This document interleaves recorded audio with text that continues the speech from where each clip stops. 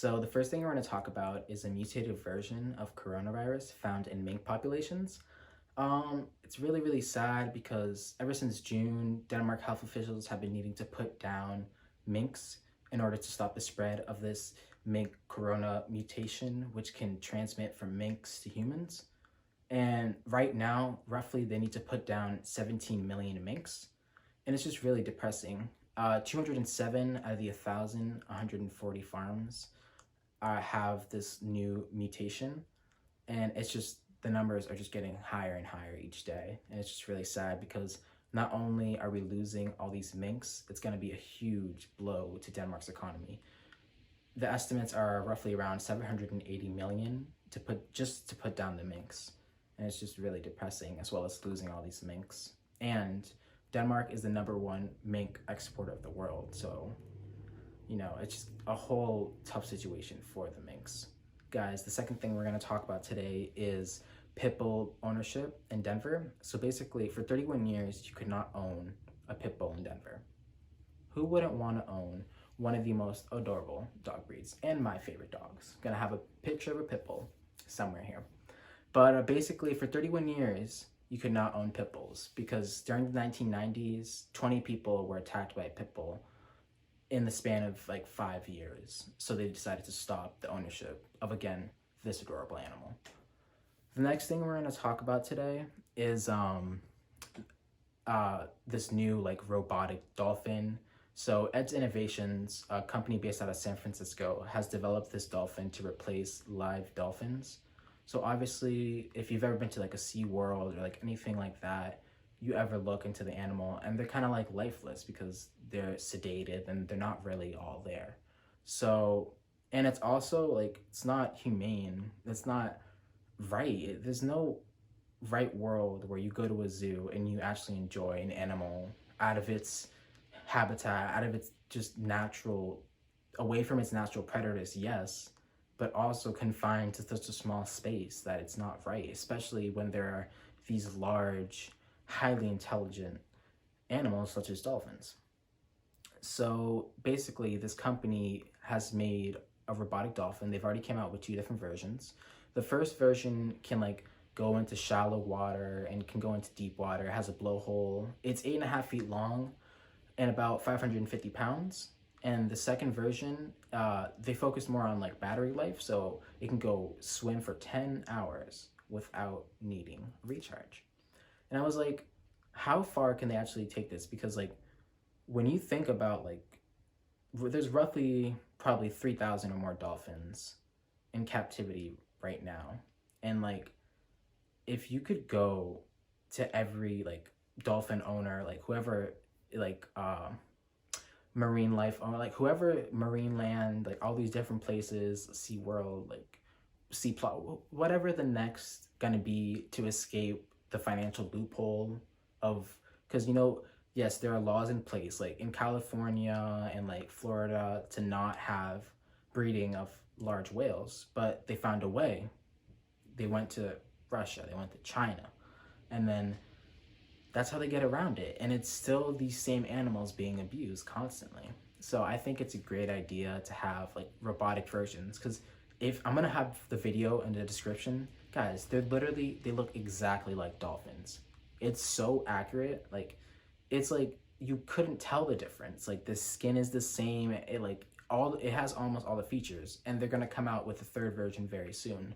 And I would like to see what new features they would adapt. Like, maybe it's like it has more mobility. Like, maybe just how far can they actually take this? Because people love to see like animals, yes, but you can't just have a live animal like in a cage. That's not right. So the next thing we're going to talk about is basically in Florida, they're going to raise the minimum wage to $15. If that doesn't include tips though, and they're going to try and implement that by September 2026. And if you do get tips, you're going to get roughly around $12. And I was like, it's going to take them a while. Like 2026 is quite a long time away, but I thought it was pretty cool that Florida's making the initiative to push up the minimum wage. So to all of my minimum wage people in Florida, you guys are looking forward to some good things. I'm pretty sure in Massachusetts, sometime around January, they're going to raise the minimum wage as well to around 13.75, I believe. Don't quote me on that, but I believe. So the next thing is that in Oregon, they're going to decriminalize uh, psilocybin mushrooms. So they've already decriminalized psilocybin mushrooms in Oregon, as well as psilocybin mushroom therapy. And I was like, they really, like, it was perfect because I was like listening to a podcast, a Joe Rogan podcast with, I can't remember this guy's name at the moment. I'm going to put the link in the description, but he was basically talking about how, like, he had a mushroom hat, like a hat made out of mushrooms, and like it could like be caught on fire, like all these like cool things about mushrooms. He was like this mushroom expert. And he was talking about this like a couple months back about how in Oregon, like they might actually, well, not just in Oregon, but in the States, that they were gonna like legalize, like, or they should legalize psilocybin mushrooms for like legal therapy, and now they have in Oregon. And the next thing is that in the nation's capital, like DC, let's get it, they even legalized psilocybin mushrooms this year there too. And there's 3 new states to legalize recreational marijuana use. So in Arizona, New Jersey, and South Dakota, you can get your recreational use on, baby. So the next story is basically of a record-breaking number of candidates to run for office from the LGBTQ community. It was 574 candidates, and we got the first trans female to win in Delaware, and we got the first 2 openly gay Black members to win from New York, 2 Democrats.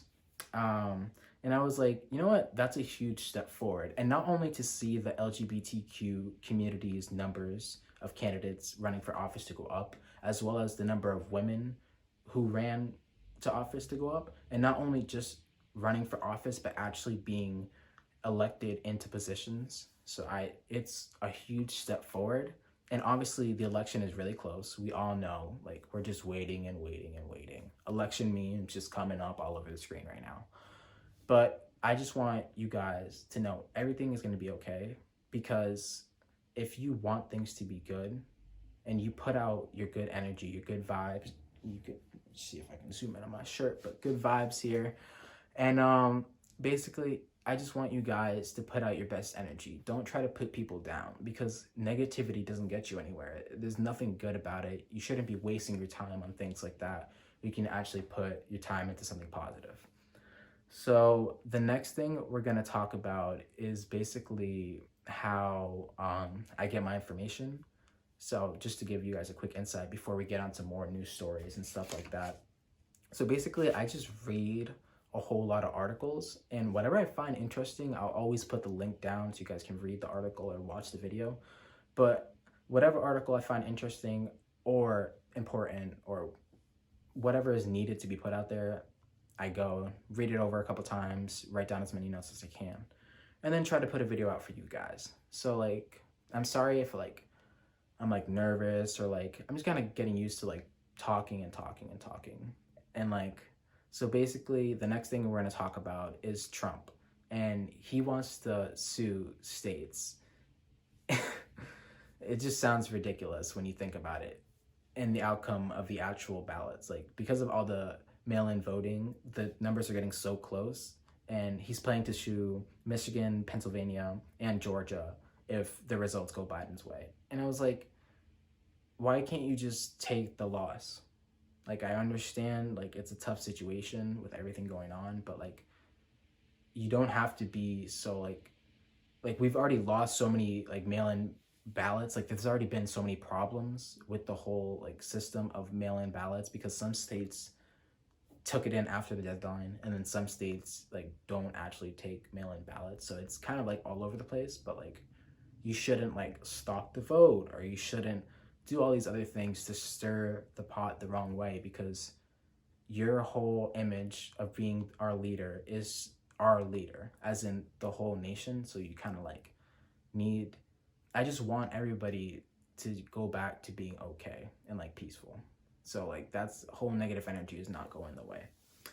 The next thing, Trump related, kind of US related. So the US pulled out of the Paris Climate Pact. So basically, the this pact was about 190 countries back in 2015 signed this to stop global carbon emissions from going above a certain percent, because obviously we want a green earth, we want a healthy earth, we don't want to destroy the planet any more than we already have. And I've already seen a lot of initiatives to go more green and to be like in Massachusetts we got the question of renewable energy. And so like obviously a lot of states are pushing for more renewable energy. In Germany as well, I've read that they're pushing for more renewable energy, and like people are like just all around, because when you think about it, the only place we have is Earth. Yes, there is possibility for other Earth-like planets, but so far, for us to go and actually colonize another planet, all the technology and all the resources that it would take, we might as well just fix this Earth. Like, what's the point of going to a whole new place, fixing it up, you know? Not only the travel of how harsh and how many generations it would take for space travel, depending on how far the actual planet it is from our Earth, but either way, it wouldn't be worth it. So why don't we just save our Earth when we have the chance? Like, please. So the next thing is that basically I thought you guys would enjoy hearing about, what is his name? Oh, yes. Mark Kelly. He was a former U.S. Navy veteran, and basically he was also an astronaut. He spent 54 days in space. He also commanded several missions, with his last mission being in 2011, being the Endeavor. And it was really cool. He's a Democrat. He beat Martha McSally.